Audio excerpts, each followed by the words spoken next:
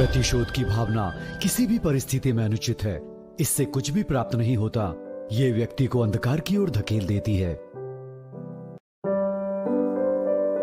संकट के समय शक्ति काम आए ना आए, किंतु बुद्धि अवश्य काम आती है।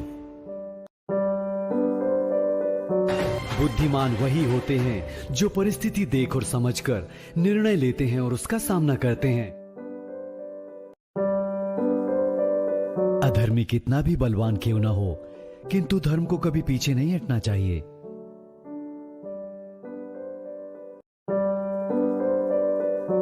असत्य का सत्य प्रत्यक्ष होने में कितना भी समय लगे, किंतु वो सत्य से पराजित होकर ही रहता है।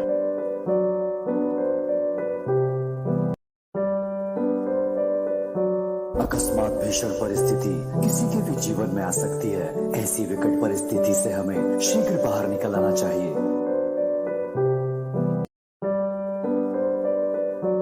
आवेश और आवेग व्यक्ति से भूल करवा सकता है, इसलिए उस पर नियंत्रण आवश्यक है।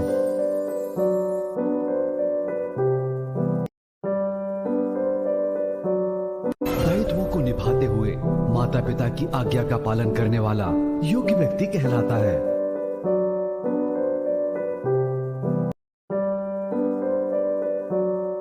व्यक्ति को अपनी शक्तियों का ज्ञान होना आवश्यक है, ना कि उसे निजी स्वार्थ के लिए इनका प्रयोग करना चाहिए।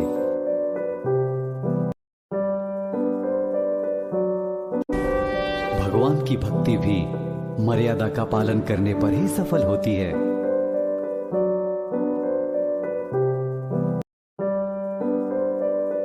हमें आवेश में आकर कभी भी कोई कदम नहीं उठाना चाहिए, अन्यथा वो कदम स्वयं के दुख का कारण बन सकता है।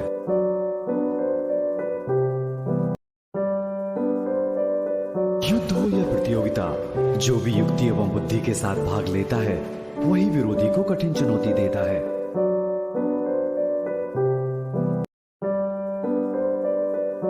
क्रोध हमसे वो भूल करवा देता है जो हम करना नहीं चाहते, इसीलिए क्रोध पर नियंत्रण आवश्यक है।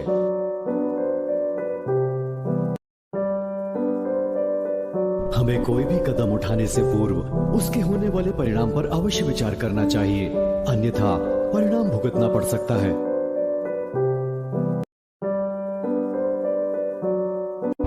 प्रत्येक घटना के पीछे कोई ना कोई कारण अवश्य छिपा होता है। हमें उसकी धैर्यपूर्वक प्रतीक्षा करनी चाहिए। नियति अपना कार्य करती है, किंतु उसके कारण हमें अपना कार्य या कर्तव्य नहीं छोड़ना चाहिए, क्योंकि प्रत्येक कार्य के पीछे एक विशेष उद्देश्य छुपा होता है।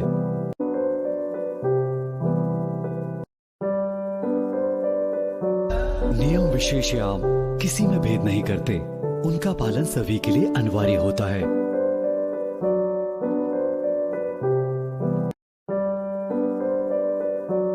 भूल छोटी हो या बड़ी, परिणाम तो नकारात्मक ही होता है, इसलिए हमें सोच विचार कर ही कार्य करना चाहिए।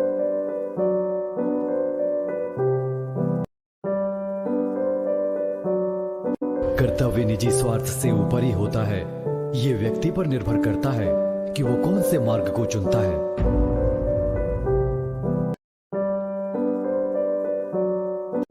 वरदान एवं शक्ति लोक कल्याण एवं स्वयं की रक्षा के लिए होते हैं, ना कि दूसरों का अहित करने के लिए।